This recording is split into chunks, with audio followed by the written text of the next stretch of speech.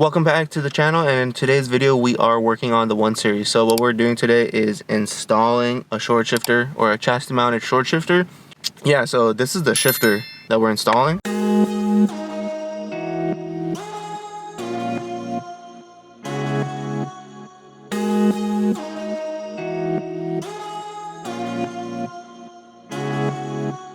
We're gonna be looking at the travel reduction, so I'm gonna measure what the travel is and what it's gonna be, and we're gonna be measuring from the highest point on the individual shifters, so it's gonna be fair for both, just to see how short it gets. And then we're gonna start the disassembly. Alright, so we're starting off in third gear, so we're gonna go on both shifters. We're gonna go third to fourth and see what the travel is. So we're engaged in third, and let me see, I'm gonna do a couple of times.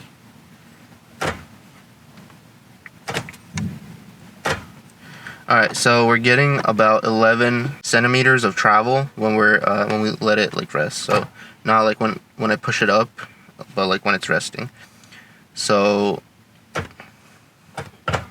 11 centimeters, but if I push it in and then push it down,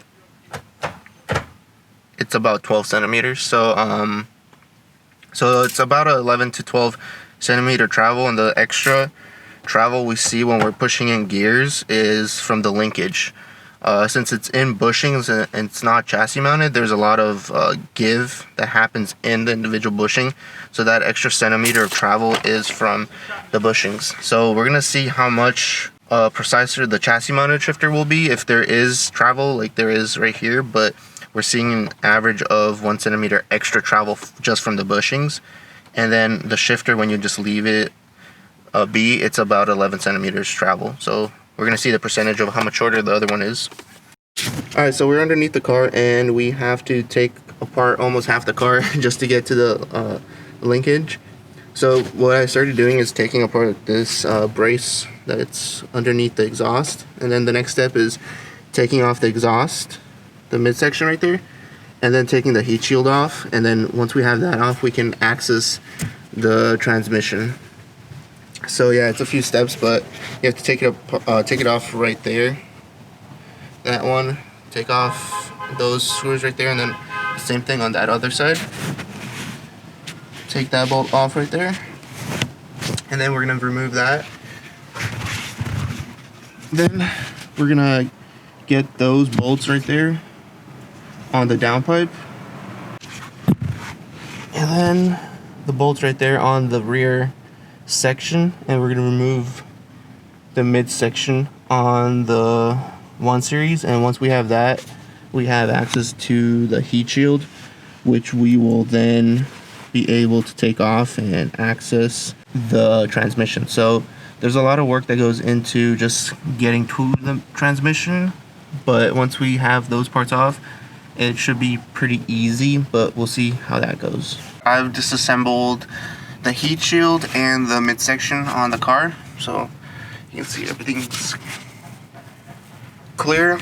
I didn't show that part because I didn't want to bore you guys with how to take off the heat shield and the exhaust. It's pretty simple. 4 screws on the front right there, 4 screws there, 2 screws on mine on the back, and then just take off several screws like so for the heat shield, and then you can pop it right off.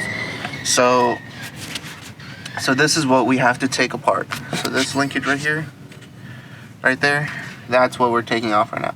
So we have screws right here and the bushing, so we have to take that off. And then on the front as well, it's kind of hard to show, it's really dark, but right here in that area we have to take off the assembly as well. And then this whole shifter assembly will come off. I got this off now, and we're comparing it to the DSSR. The big benefit of having a fork on both sides, so it holds on to the pin from both sides, that it can't have a play like this. So when you're shifting or moving, since it's all the forces are transferring over from one side, you can get slight play in this motion, since the forces are not going through the center and then clipping on to both sides of the pin like here, like so. The benefit of a DSSR is that it holds onto the pin from both sides, which means there will be a lot less play, if any, when you're transferring over your shift movements into the transmission.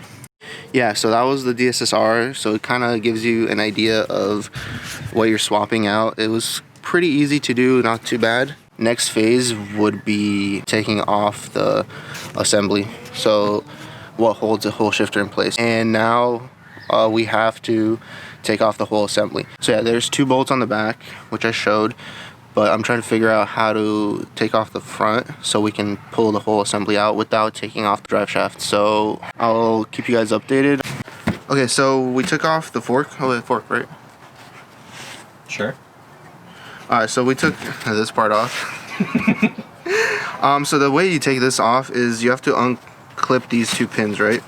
So these 2 pins are inside right here, and they're attached like this. So you have to push them out, and you have to lift this portion right here with a screwdriver or something, and you push it over, and once it unclips from a metal piece which is on the transmission, you'll get free access to start pushing the pin left and right. And at that point you push it and you pull it out. Same thing you do on this side. You move it out of the way and then you pull it to the pull the pin out. That loosens up the front portion of the assembly. On the other side, you have 2 10mm screws that you have to undo, which are, the drive shaft is right here as you guys saw before, and you have to come in slightly from the side and undo both of these 10mm I think they're nuts, to get them off, or screws. And once you have that done, you can remove this without pulling out the drive shaft. So you kind of wiggle it out, maneuver it out this way, and then you pull it off from underneath the drive shaft. So now if we look at right here, these are the points of movement which allow for additional play in the shifter assembly to make the shifter more comfortable and easier to drive for everyday people. You want to remove all of these rubber bushings that are right here to prevent play in the shifting assembly. So if you can see, this is a lot of play in here. So by removing that, we remove a lot of the play in the shifting assembly. So now we're gonna start installing the short shifter, and we can test out and see how it goes from there. Okay, so now we're inside the car. We're gonna be assembling the chassis mounted shifter. So what I want to do, I want to put it underneath the carpet so I can retain that carpet and not have to remove it. And then you kind of wiggle it in like that, and there we go. So it's in position now in the car, and what we have to do now is line up the bolts and put them in. So we're gonna go here, and all these holes are pre-existing as well. Alright, so we just finished installing the chassis mounted shifter. So everything works fine. We made sure that the whole assembly wasn't touching or interfering with anything. That's why we did the shifting passes like this, and make sure before we reassembled it, put it into reverse, make sure that it went into that. It feels very crisp, short, and like a precision piece right now. It's a very nice upgrade. I thought it was going to need a lot more force to move, but it's pretty nice. Yeah, so we're going to go under the car now, so I'll just show you guys how it looks underneath the car. The only complaint I can see right now is that this one doesn't have a boot, so there's no rubber boot right here to kind of insulate the transmission from the cabin. Alright, so here we're looking at underneath the car. This is the DSSR right there. Right there, the DSSR. You put it in. It's pretty simple. That once you take the pins out, you push them in. I pushed them in from the passenger side towards the driver's side, and then put the clips in. So it's a lot easier. If you ever have to change it, it'll be easier to do. And then same thing goes for the front. Right there, you kind of have to, right there, kind of have to just do the same thing.